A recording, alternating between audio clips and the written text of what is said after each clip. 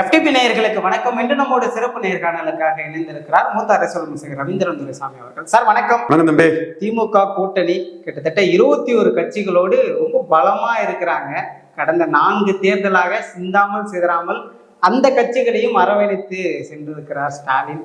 அவருடைய மூவ் எப்படி பாக்குறீங்க? நேற்று கூட காங்கிரஸை தங்களோடு வைத்த பிறகாக ஒரு மூமெண்ட்லாம் காமிச்சாரு. தமிழ்நாடே ஒரு மாதிரி ஆகிடுச்சு. எப்படி சார் பாக்குறீங்க? ரொம்ப கான்ஃபிடண்டா இருக்கிறாரு. அவருக்கு கான்ஃபிடண்ட்டுக்கு நியாயம் இருக்கு. ஓகே. பர்சனலி அவருக்கு கலைஞருக்கு இருந்த எதிர்ப்பு அவருக்கு இல்லை. மீண்டும் மீண்டும் நான் சொல்றது அதுதான். அன்புமணி முதல்வர்னு 2016 வந்த வன்னியர், எல்லா வன்னியரும் இல்லை, அது ஸ்டாலினா அன்புமணியானு வந்த அந்த ஒரு தரப்பு தவிர வேற எந்த தரப்புகிட்டையுமே மு.க. ஸ்டாலின் அவர்களுக்கு எதிர்ப்பு இல்லை. இதுதான் யதார்த்த உண்மை நிலைமை. அடுத்து அலையன்ஸ் அரித்மெட்டிக் தான் தமிழ்நாடு பாலிடிக்ஸ். ஏற்கனவே அவர் தலைமையில 47.5 விழுக்காடு 47.3 பார்லிமெண்ட்ல வந்திருக்கு. அசம்பிளி இது கூட கமல்ஹாசன் சேர்ந்திருக்காருன்னு பார்த்தாலும் அந்த ஸ்ட்ரென்த் வருது. தேமுதிக, ஓபிஎஸ் எல்லாம் சேர்ந்தா 50 விழுக்காடுக்கான பலம் அவர்கிட்ட வந்துச்சு. மேக்சிமம் ஆன்டி எஸ்டாப்ளிஷ்மெண்ட் தமிழ் மண்ணில் 5 விழுக்காடு தான். பெருந்தலைவர் காமராஜுக்கு 1967 இருந்தது. இந்தி போராட்டம், மாணவர்கள் துப்பாக்கிச்சூடு, யங்ஸ்டர்ஸ் எல்லாம் எழும்பி வந்தது, உணவு பற்றாக்குறை, விலைவாசி உயர்வு, 1-to-1 வந்தது, மக்கள் தலைவர் எம்ஜிஆர் துப்பாக்கிச்சூடு, பெருந்தலைவர் காமராஜ் 2 அப்பர் காஸ்ட் பிரைம் மினிஸ்டரை கமாண்ட் பண்ணக்கூடிய அளவுக்கு நம்ம கூட இருந்தவன் அந்த அளவுக்கு உயர்ந்துட்டானே வந்ததுனால உள்ள எதிர்ப்பு அல்ல, சோசியலி இது எல்லாம் சேர்ந்து 5 to 6% ஓட்டு தான் காங்கிரஸுக்கு பாதிக்கும். இதை சீஃப் மினிஸ்டர் மாற்றம் எல்லாமே மல்டிபிள் ஃபேக்டர்ஸ்ல பாதிப்புங்கிறது 5 to 6 விழுக்காடு தான். இங்க இதான் மேக்சிமம் ஆன்டி எஸ்டாப்ளிஷ்மெண்ட். ஸ்டாலினுக்கு அப்படி எதுவுமே இல்லை. இன்னைக்கு அந்த இலவசங்கள் பிரிவிஸ்ல ப்ரோ எஸ்டாப்ளிஷ்மெண்ட் தான் வருது. என்னதான் ஆன்டி எஸ்டாப்ளிஷ்மெண்ட் போட்டாலும் 45 விழுக்காடு வாக்குக்கு மேல ஸ்டாலின் எடுப்பாரு. மீதி 5 விழுக்காடு சுயேட்சை போச்சுன்னா 50-3 போகுது. அப்ப ஸ்டாலினுக்கும் 2வது வரக்கூடிய எடப்பாடி பழனிசாமிக்கும் 15 விழுக்காடுக்கு மேல வித்தியாசம் வரும். 15 விழுக்காடுக்கு மேல வித்தியாசம் வந்துன்னா 200 சீட்டு தாராளமா ஸ்டாலின் அடிச்சிருவாரு. ஸ்டாலின் அடி 200 சீட்டு தாராளமா அடிச்சிருவாரு. எடப்பாடி பழனிசாமி எங்கெல்லாம் ஃபைட்டு கொடுப்பாருன்னா சேலம், தர்மபுரி, விழுப்புரம், சிதம்பரம், கள்ளக்குறிச்சி, நாமக்கல், வன்னியக்கோன்று, வெள்ளாளக்கோன்று சேர்ந்து இருக்கக்கூடிய இடங்கள்ல ஃபைட்டு கொடுப்பாரு. அதுலயும் களத்துக்குள்ள வைப்ரண்டா நின்று வன்னியர் ஃபைட் பண்ணுவாங்க. வன்னியர் கம்யூனிட்டி ஃபைட் பண்ணுவாங்க. எந்த கம்யூனிட்டியும் நான் மதிக்கிறேன். வார்த்தையில இது இந்த ஒருமையில பேசுற நோக்கம் அல்ல. வன்னியர் சகோதரர்கள் ஃபைட் பண்ணுவாங்க. வெள்ளாளக்கோன்ற சகோதரர்கள் அந்த அளவுக்கு ஃபைட் பண்ண மாட்டாங்க. மேலும் அங்க ஸ்டாலின் எதை ரீப்ரொடியூஸ் பண்ணுவாருன்னா ஈரோடு கிழக்க ரீப்ரொடியூஸ் பண்ணுவாரு, விக்கிரவாண்டியை ரீப்ரொடியூஸ் பண்ணுவாரு. 2 இடமும் போலரைசேஷன் தான் நடந்தது. நான் சொன்னேன் அப்பவே, ஞாபகம் இருக்கா உங்களுக்கு? விஜய்க்கு ஒன்றும் கிடையாது, சீமான் விஜய்க்கு ஓட்டு இருக்குன்னு ஜானாரிக்கு சாமி சொல்றதெல்லாம் போய் அது ஒரு கற்பனாவாதம், ஏட்டு சுரக்கா, போலரைசேஷன் தான் வரும்னு சொன்னா இல்லையா? போலரைசேஷன் தான் 55 விழுக்காடு வரும்னு 63 இப்போ 63 ஜெனரல் எலெக்ஷனுக்குள்ள வராது. 45 to 50 ஸ்டாலின் போலரைசேஷன்ல எடுத்துருவாரு. பறையர் போலரைசேஷன் ஆவாங்க, ஸ்டாலின் பிளஸ் திருமா. தெலுங்கு தாய்மொழி மக்கள் போலரைசேஷன் ஆவாங்க, ஸ்டாலின் பிளஸ் தேமுதிக, வைகோ. கிறிஸ்தவ முஸ்லீம் போலரைசேஷன் ஆவாங்க, ஸ்டாலின் பிளஸ் காங்கிரஸ் பிளஸ் முஸ்லீம் லீக் பிளஸ் திருமா பிளஸ் அது ஒரு கூட்டம். அப்போ நீங்க உங்களுக்கு 70 விழுக்காடு மக்கள் மத்தியில போலரைசேஷன் பாயிண்ட்லேயே ஸ்டாலினுக்கு பெரிய லாபம் வந்துடும். இதையும் தாண்டி யாரும் சீமானை பற்றி பேசுறது இல்லை. ஆனா சீமான் தான் மிகப்பெரிய போலரைசேஷன் பாயிண்ட் டு ஸ்டாலின். இது ஈரோடு கிழக்குல நம்ம பார்த்தோம். கை சின்னத்துல ஈரோடு கிழக்கு நிற்கும் போது 80 விழுக்காடு தான் நாயுடு அருந்ததியர் வாக்கு விழுந்தது. சீமான் வர்சஸ் ஸ்டாலின், தமிழ் தேசியம் வர்சஸ் திராவிடம், பெரியார் மண்ணா பெரியாரே மண்ணான்னு வரும்போது தெலுங்கு தாய்மொழி மக்கள்னா 100% ஸ்டாலின் போலரைஸ் ஆயிட்டாங்க. அருந்ததியர் 100, தென் நாயுடுகள் 100. இந்த சூழ்நிலையில ஏற்கனவே நின்ன அதிமுக ரெட்டலைக்கு பறையர் செங்குந்தரெல்லாம் 10 விழுக்காடு கூட போடல. அப்ப அங்க வெள்ளாள கவுண்டர் ஆதிக்கம், நான் வெள்ளாள கவுண்டர் இன்னொன்னு வந்துட்டு எல்லாம் தரவுகளோட நான் சொல்றேன். ஏசி ரூம்ல எதுவும் தெரியாம பேசக்கூடிய நபர்கள் பேரை கூட சொல்லிடுவேன். நான் களத்துல இருந்து வந்தவன், மிகப்பெரிய களத்தை சந்திச்சவன், மிக மிக பெரிய உக்கிரமான களத்தெல்லாம் சந்திச்சு வந்தவங்க எனக்கு களம் தெரியுங்கிறனால நான் சொல்றேன். அப்ப இந்த போலரைசேஷன் பாயிண்ட்ல மேற்கு தமிழகத்துல இதை ஸ்ட்ரென்தன் பண்ணக்கூடிய அளவுக்கு தேமுதிகவே உள்ள கொண்டு வந்துட்டாங்க. Arunthathiyar priority reservation issue, Naidu பாலம் இஷ்யூ, திராவிட பொங்கல் இஷ்யூ, 50 விழுக்காடு வர அங்க மேற்கு மண்டலத்துல வர முடியும். பிளஸ் செந்தில் பாலாஜி ஆர்கனைசர், மிகப்பெரிய ஆர்கனைசர். அவர் எடப்பாடிக்கு ஜாதிக்காரர், எடப்பாடி ஜாதிக்காரனால் மிகப்பெரிய ஆர்கனைசரா இருக்கிறாரு. முத்துசாமி, வெள்ளக்கோயில் சாமிநாதன், வட்டச்சத்திர குப்புசாமி, வட்டச்சத்திர சக்கரபாணி, வெள்ளக்கோயில் சாமிநாதன் கொஞ்சம் காமான ஆளு. முத்துசாமி அவர் செங்கோட்டையனுக்கு எதிராக போல்டான்னு அவர் தான் ஒரு கட்டத்தில் அவரும் இருக்கிறார். ஸோ இந்த அமைப்பு வந்து 50 விழுக்காடு வாக்க ஸ்டாலினுக்கு நெருங்கக்கூடிய அளவுக்கான ஒரு சூழ்நிலையை கொடுத்துருது. வடபுலத்திலையும் கடைசியா நடந்த விக்கிரவாண்டி பை எலெக்ஷன்ல 50 பூத்துல வன்னியர்கள் வந்து அதிகம் எடுத்தாங்க, பணபலத்தை மீறி. அப்போ போலரைசேஷன் தானே காரணம். அப்போ இந்த போலரைசேஷன் வடக்க மேற்க வரும்போது பொலிட்டிக்கலாட்டும் அரித்மெட்டிக் ஸ்ட்ரென்த் இருக்குது. போலரைசேஷன்லயும் அவர் மேல நிற்கும் போது வந்து 45-50 விழுக்காடெல்லாம் வடக்க மேற்கெல்லாம் தெளிவா திராவிட முன்னேற்றங்களும் வர முடியும். சிட்டி எல்லாம் கேட்கவே வேண்டாம். ஸோ இந்த சிச்சுவேஷன், இந்த அட்மாஸ்பியர் வந்து ஸ்டாலினுக்கு மிகவும் சாதகமா இருக்குது. அரித்மெட்டிக்கலையும் வந்து எடப்பாடி கோட்டை விடுறாரு. இன்னொன்னு அண்ணாமலை நீக்கம், அது எடப்பாடிக்கு அடி. விக்கிரவாண்டியில நின்ன என்டிஏ ஈரோடு கிழக்குல நிற்காதது, அது என்டிஏக்கு அடி. எடப்பாடி 2 இடத்துல நிற்காதது அடி. அதிமுக பாஜக கூட்டணி ஒர்க் அவுட் ஆகணும்னா 50 சீட்டுக்கு மேல பாஜக கொடுத்து இந்துத்துவ கையில எடுத்தாதான் அந்த 11.4 விழுக்காடு பாஜக ஓட்டு வந்து டிரான்ஸ்பர் ஆகும், அல்லது டிரான்ஸ்பர் ஆகாது. அப்போ எல்லா அம்சங்களும் வந்து மு.க. ஸ்டாலினுக்கு சாதகமா இருக்கு. அதனாலதான் நேற்று அவர் வந்து ரொம்ப கான்பிடண்டா அதை காட்டிட்டு போனாரு. அதே வேளையில அவர் அச்சப்பட்டு அரசியல் பண்ணாரா? ஆமா. காங்கிரஸ் போயிடக்கூடாதுன்னு, சான்ஸ் எடுக்கக்கூடாதுன்னு நினைச்சாரு. காங்கிரஸுக்கு பார்லிமெண்ட் எலெக்ஷன்ல அவர் ஓட்டு போனா 2% தான் போகும். ஆனா அவரு என்ன ஆகுமோ யாது ஆகுமோன்னு ஒரு கலக்கத்துல தான் அந்த காங்கிரஸை டீல் பண்ணார். நம்ம கருத்து 2% கூட வெளியேறாது. ஆனா அவர் வந்து சான்ஸ் எடுக்க முடியாதுன்னு காங்கிரஸ் வேணும்னு, அது எவ்வளவு வெளியேறும், என்ன வெளியேறும்னு தெரியாது. இவங்க எல்லாமே ஆர்கேனர்ல டெபாசிட் இழந்து 33 விழுக்காடு பலம் கொண்டவங்க 53, 47 வந்திருக்காங்க.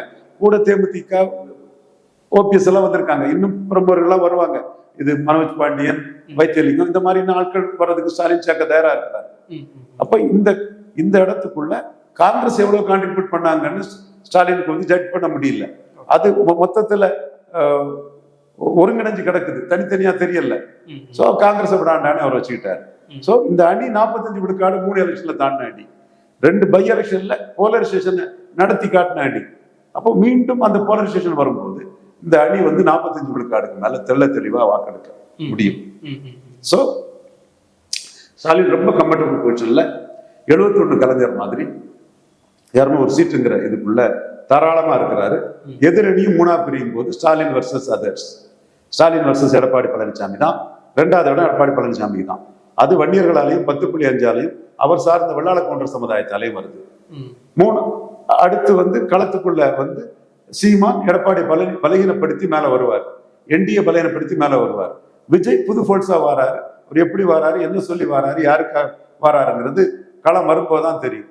214 எலிஜிபிளா போட்டுக்கிடுவாரா, என்ன சொல்ல போறாரு, நான் வைக்கக்கூடிய சில இஷ்யூஸ்ல என்ன சொல்ல போறாருன்னா அப்பதான் தெரியும். பட் அவர் வந்து 3 பேரை பலகீனப்படுத்தினாலும் அவர் வந்து அதிகம் பலகீனப்படுத்த போறது எம்ஜிஆர், ஜெயலலிதா, செங்கோட்டையன், சத்யபாமா, கவர்னர் சபாநாயகர் மகன் லோகேஷ், தென் ராஜலட்சுமி, ஸ்ரீதர், இந்த மாதிரி அரவக்குறிச்சி ஒரு முஸ்லீம் லேடி, இப்படி அவர்கிட்ட வர்றது எல்லாமே வந்து அதிமுக அதிருப்தியாளர்கள் தான்.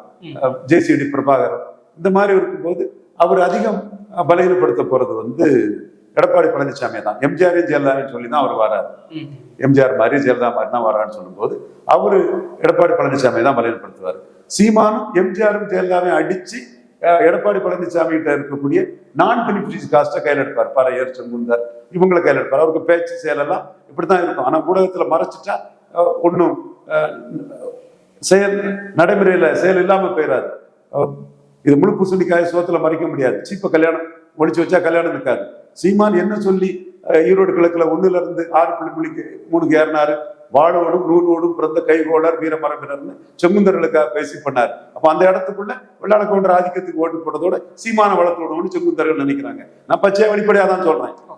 சோ இதுதான் இங்க நடக்குது. சோ எடப்பாடி பழனிசாமி கட்சி இவர் அண்ணாமலை சொன்ன மாதிரி 2 ஜாதி கட்சிங்கிற இமேஜுக்கு வந்துட்டு இப்ப ராஜ்யசபா கூட வெள்ளாள கவுண்டர் தம்பித்துறைக்கும் பாமக சார்பா ஒரு வண்டி இருக்கும், அது கொடுத்துதான் ஆகணும். எடப்பாடி சிக்கல் அல்லது எடப்பாடிக்குள்ள அவங்க விளையாடிடுவாங்க. சௌமியா அன்புமணியும் கொடுத்துருக்காரு. அப்போ முத்திரையர் சமுதாயத்துக்கு என்ன இருக்குது? ரெட்டலைக்கு ஓட்டு போடுறதுனால எம்ஜிஆர் ரெட்டலை, ஜெயலலிதா ரெட்டலை போடல என்ன இருக்கு? ஒரு ராஜ்யசபா கூட ஒரு கவுண்டரை மாத்தி முத்திரையர் கொடுக்க முடியல.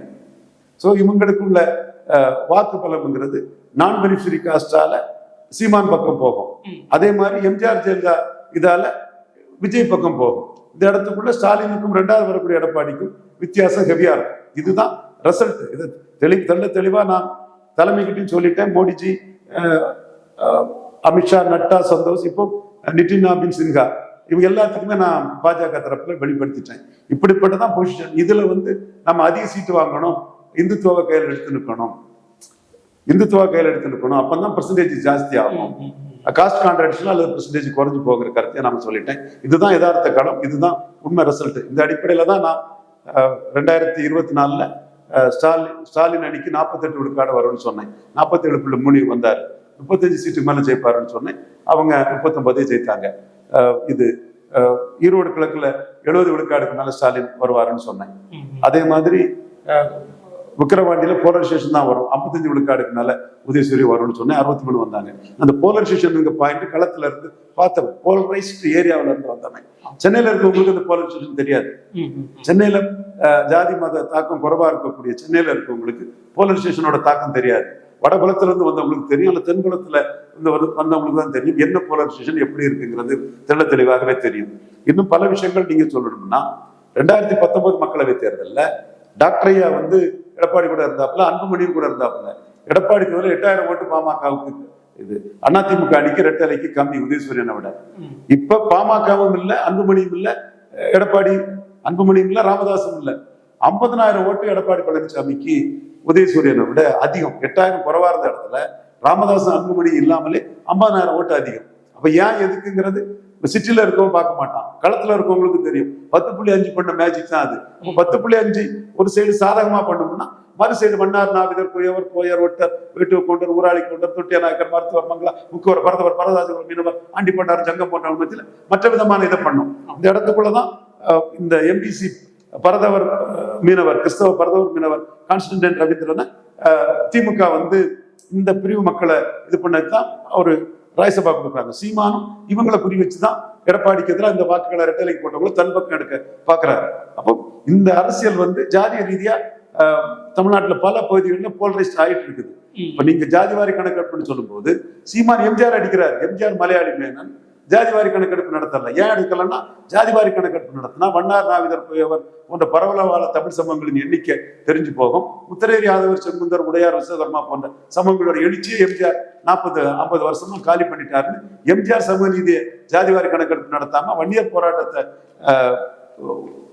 அசிங்கப்படுத்துறதுக்காக எல்லாரையும் கூப்பிட்டு தமிழ்நாட்டின் மக்கள் தொகை 25 கோடி ஆக்கி ஜாதிவாரி கணக்கு நடத்தாம எம்ஜிஆர் சதி பண்ணிட்டாருன்னு இந்த சமூகங்களுக்காக சீமான் வராருன்னா, இன்னைக்கு இந்த சமூகங்கள் எம்ஜிஆரே நமக்கு அநீதி இழைச்சாருன்னு சொன்னாருன்னா, எடப்பாடி கட்சி 2 ஜாதி கட்சியா போன சூழ்நிலை இந்த சமூகங்கள் நமக்காக சீமான் தான் பேசுறாரு. சீமானை நோக்கி ரெட்டலைக்கு போட்டவங்க பயணிக்கிறதுக்கான வாய்ப்புகள் இருக்குது. ஸோ இதுதான் ரியல் களம். களத்துல இருந்து வந்தவனால இந்த கருத்தை சொல்றேன். எனக்கு எதிராக நல்லா திட்டுவானுங்க, திட்டு நாம் சொன்னதுதானே நடந்தது. விக்ரமண்ணன் நான் சொன்னதுதான் நடந்தது. ஈரோடு கிழக்கில் நான் சொன்னதுதான் நடந்தது. மக்களவை தேர்தலில் நான் சொன்னதுதான் நடந்தது. முந்தி நடந்த ஈரோடு கிழக்கில் நான் சொன்னதுதான் நடந்தது. ஒன்னே நான் சொன்னது நடக்கல. 2021 கொங்கு மண்டலத்துல 2/3 சீட்டு எடப்பாடி ஜெயிப்பாருன்னு சொல்றது நடக்கல. இப்போ அந்த நிலைமை இல்லை.